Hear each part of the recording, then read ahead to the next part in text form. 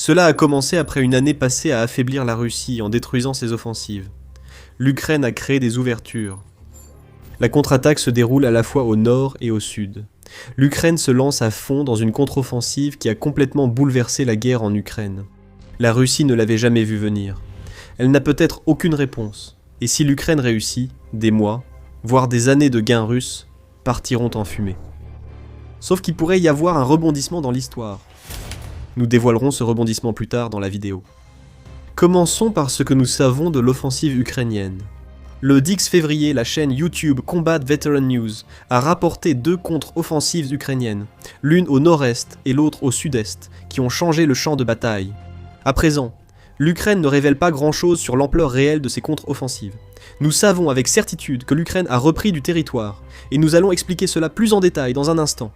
Cependant, l'Ukraine a tiré des leçons de ses erreurs passées, en particulier en ce qui concerne la contre-offensive estivale ratée de 2023, et elle ne dévoile pas encore tous les aspects de ses plans dans le nord et le sud de l'Ukraine.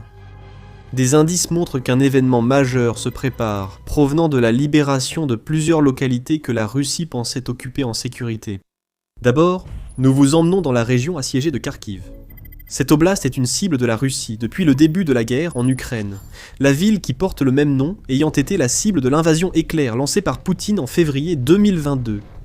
La Russie n'a pas réussi à capturer Kharkiv pendant les premières semaines et les premiers mois de la guerre, et elle a été repoussée de manière significative. La contre-offensive ukrainienne de septembre 2022 a causé la majorité des dégâts. Mais Poutine n'a pas abandonné un autre morceau de territoire qu'il estime devoir appartenir à la Russie, et la Russie a réalisé quelques gains mineurs à Kharkiv. En particulier, ses forces ont réussi à capturer au moins une partie d'une petite localité appelée Chouhounivka, à un moment donné pendant cet hiver.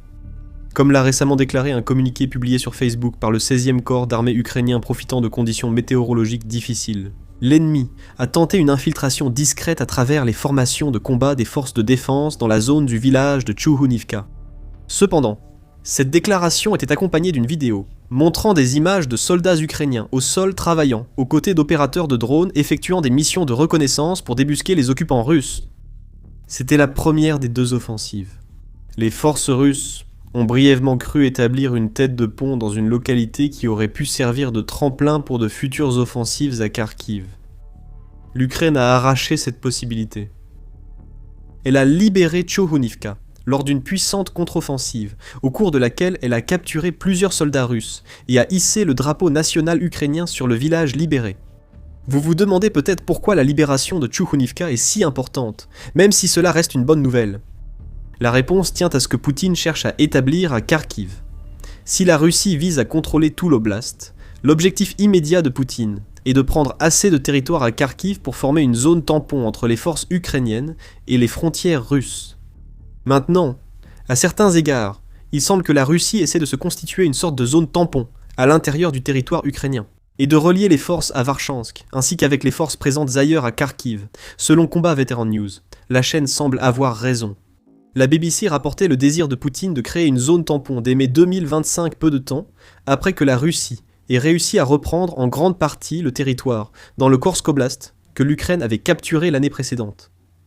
Cette perte de territoire a humilié Poutine, faisant de lui le premier dirigeant russe à avoir perdu du terrain russe face à un ennemi depuis la Seconde Guerre mondiale. Et cela a porté un coup énorme à l'image d'homme fort que Poutine s'est construite.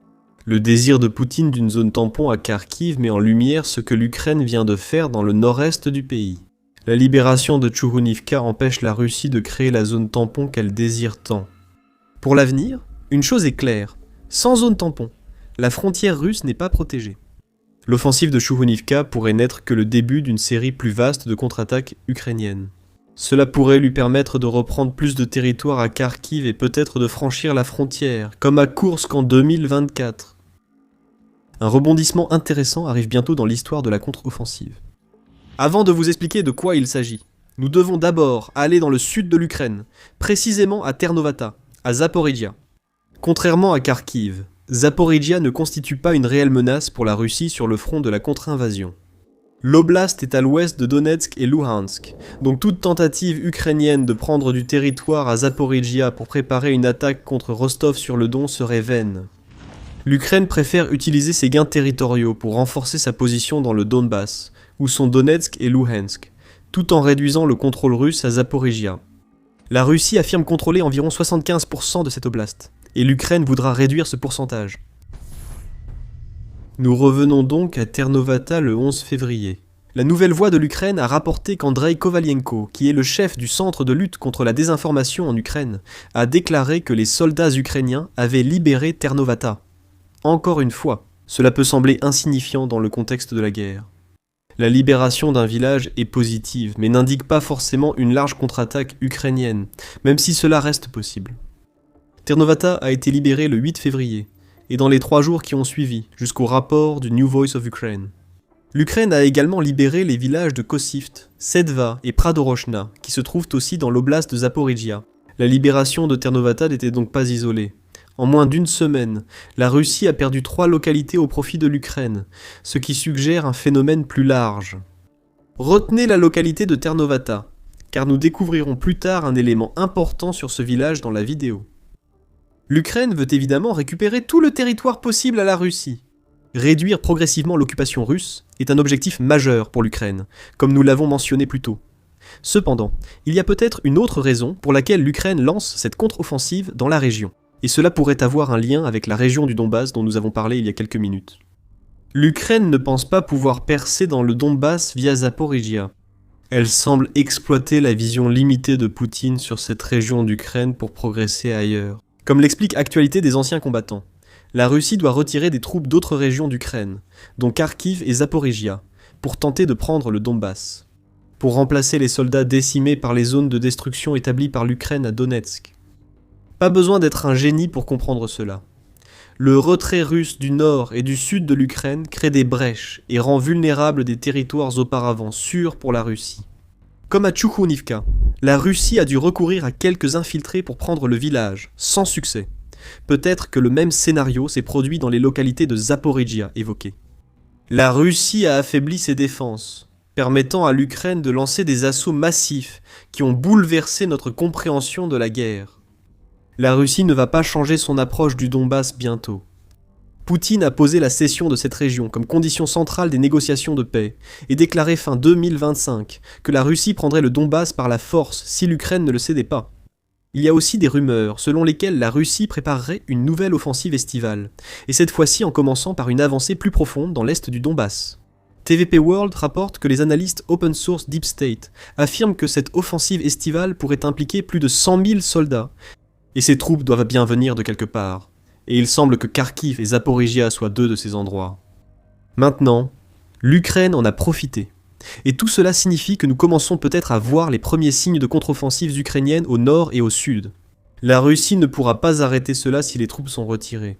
Elle n'aura pas du tout le nombre nécessaire pour tenir le territoire à Kharkiv et à Zaporijia, qu'elle peinait déjà à conserver au départ. Si Poutine et ses acolytes avaient été plus attentifs au lieu de se focaliser sur le Donbass, ils auraient sans doute vu cela arriver. Ce n'est que le 19 janvier que le Kiev Post a rapporté les propos tenus par le commandant en chef de l'armée ukrainienne, Oleksandr Syrsky.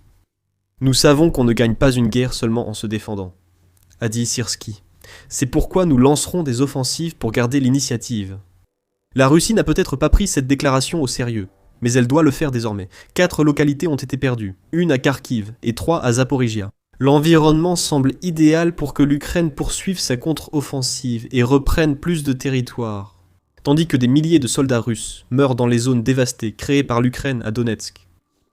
Avant d'aborder ce rebondissement étrange mentionné plus tôt, il reste un point intéressant à discuter. Selon Combat Veteran News, la Russie a perdu des localités dans le nord et le sud de l'Ukraine, ce qui a fortement ralenti l'avancée de son armée. Le rythme d'avancée est lent, et devient de plus en plus lent, selon la chaîne, et cela a été largement rapporté. Par exemple, Euromaidan Press a indiqué le 28 janvier que le rythme d'avancée de la Russie avait ralenti, jusqu'à atteindre son niveau le plus bas depuis 9 mois. Et à la fin janvier, la Russie ne gagnait en moyenne qu'une toute petite superficie de seulement 6,5 km², soit environ 2,5 miles de l'Ukraine par jour, ce qui ne représente qu'environ 75 miles², plus ou moins, par mois. Il semble que l'arrivée de l'hiver en Ukraine ait commencé à causer de sérieux problèmes à l'armée russe. Combinez les conditions hivernales avec l'affaiblissement des forces russes, que ce soit à cause des pertes ou des retraits de troupes, ainsi que les contre-attaques ukrainiennes. Vous obtenez alors les situations que nous voyons à Kharkiv et Zaporijia. 2 miles carrés et demi capturés par jour peuvent être un objectif ambitieux pour la Russie. Car selon Combat Veteran News, beaucoup des territoires revendiqués se situent en réalité dans les zones grises proches des lignes de combat. Ce sont des zones contestées, s'étendant souvent sur environ 15 km, où l'Ukraine et la Russie attaquent et défendent activement toutes les deux. C'est un territoire dynamique. La Russie peut infiltrer un village un jour, et le lendemain, ses hommes sont éliminés par une contre-attaque ukrainienne. La Russie affirme souvent avoir conquis un territoire qu'elle ne contrôle pas vraiment, et peut le perdre presque aussitôt après y avoir envoyé quelques soldats. C'est la tromperie du Kremlin. Les contre-offensives ukrainiennes, au nord et au sud, révèlent cette tromperie pour ce qu'elle est réellement. La réalité que Poutine essaie de cacher au monde, c'est que l'effort de guerre russe est en train de s'effondrer. Poutine tente de montrer l'armée ukrainienne comme proche de s'effondrer devant la puissance russe. Mais ce qui se passe réellement sur le terrain, c'est que la Russie envoie de la chair à canon contre les défenses ukrainiennes. Ces gains, souvent minimes et réalisés avec peu de troupes, sont fréquemment repris par l'Ukraine. Peu après l'annonce, le New York Post résumait dans un éditorial de janvier: après avoir échoué à renverser Kiev en 3 jours, la Russie combat en Ukraine depuis plus longtemps que contre l'Allemagne durant la Seconde Guerre mondiale. Les Russes n'ont ni brisé les défenses ukrainiennes, ni pu avancer sur Kiev. La Russie est dans une quasi-impasse depuis près de 4 ans après avoir lancé son invasion. Le pays n'a réalisé aucune avancée stratégique sur le champ de bataille en 2025, ce qui signifie qu'il n'a capturé aucune grande ville ni autre territoire clé. Alors que ses défenses sont affaiblies par la vision limitée du Kremlin sur le Donbass, l'Ukraine contre-attaque. Cette semaine, 4 villages ont été libérés. D'autres pourraient suivre à Kharkiv et Zaporizhia. Tout cela nous ramène au rebondissement déjà évoqué dans cette vidéo. Le fait que l'Ukraine révèle les mensonges du Kremlin s'inscrit dans ce rebondissement. Alors commençons par les bases. À peu près au même moment où l'Ukraine reprenait des territoires à la Russie, à Kharkiv et à Zaporizhia, des blogueurs militaires russes affirmaient que l'Ukraine progressait. Ailleurs. En particulier, ces blogueurs affirmaient que l'Ukraine lançait des offensives près des frontières régionales de Zaporizhia et dans le Dnipropetrovsk. Euromaidan Press rapporte que les blogueurs affirmaient que l'Ukraine tentait de reprendre du territoire à Sosnivka et Novolyakhandrivka, Oleksandrivka, ainsi qu'à Nechevka, qui se trouve au nord de Ouliaïpol. Les blogueurs ont indiqué que la perte des terminaux Staline chez les forces russes résultait de la décision d'Elon Musk de sévir contre les terminaux illicites. Et le temps brumeux provoqué par l'hiver contribuait aux avancées de l'Ukraine. D'autres territoires près d'Oleksandrivka et Ouliapolia, que les blogueurs affirmaient être attaqués par l'Ukraine, étaient Proluki, Zarichna, Pichakna, Orestopil, Velikomi, Kelivka, Dobropilia et la localité de Ternovata dont nous avons parlé plus tôt. En surface, tout cela a du sens, en particulier dans le cas des localités de l'oblast de Zaporizhia. L'Ukraine y a repris des localités. Mais quelque chose dans tout cela semblait, louche. Plusieurs médias ont commencé à poser des questions, y compris la grande question. Pourquoi les blogueurs militaires russes, souvent liés au Kremlin, deviennent soudain très ouverts sur une perte territoriale humiliante pour Poutine et l'armée russe? Rappelez-vous, nous vous avions demandé de penser à Ternovata plus tôt dans la vidéo. C'est la raison pour laquelle, selon l'Institut pour l'étude de la guerre, ou ISW, l'Ukraine ne lançait pas de contre-offensive dans la plupart des territoires que les blogueurs militaires russes ont mis en avant. Mais cela ne signifie pas que la Russie contrôlait ces territoires, qu'elle n'a probablement jamais contrôlés. Selon l'ISW, les affirmations d'une vaste contre-attaque ukrainienne montrent que la Russie cherche à dissimuler la réalité sur le front.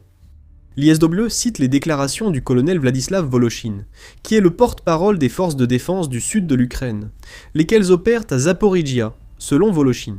L'Ukraine n'a pas repris Ternovata, elle l'a conservé. La Russie avait tenté d'infiltrer des soldats pour y hisser le drapeau russe, mais ils ont été vite neutralisés. La réalité est que la ligne de front se trouve à environ 10 à 15 km, soit 6,2 à 9,3 miles de Ternovata. Selon Voloshin, les affirmations des blogueurs militaires russes sur une vaste contre-offensive ukrainienne dans plusieurs localités sont aussi entièrement inventées. Voloshin essayait peut-être d'empêcher qu'on voie l'implication ukrainienne ici. L'ISW estime qu'il est bien plus probable que ces affirmations sur la contre-offensive aient été inventées par des blogueurs militaires russes. La Russie prétendait que l'Ukraine attaquait un territoire qu'elle n'a jamais contrôlé, ce territoire étant toujours resté ukrainien. Les soi-disant libérations étaient un écran de fumée mis en place pour dissimuler le fait que la Russie avait largement exagéré ses gains sur le champ de bataille. Voloshin a noté que les forces russes exagéraient leurs avancées dans la région et l'a estimé. Ils essaient maintenant d'utiliser les affirmations d'une contre-offensive ukrainienne pour gérer leurs mensonges, rapporte l'ISW. Maintenant, cela change tout. Une partie de la contre-offensive ukrainienne, que les blogueurs militaires russes disaient avoir eu lieu, n'a en réalité jamais eu lieu, car elle n'était pas nécessaire. L'Ukraine contrôlait déjà ces localités, la Russie ayant échoué à les prendre depuis longtemps. Alors nous devons nous poser la question.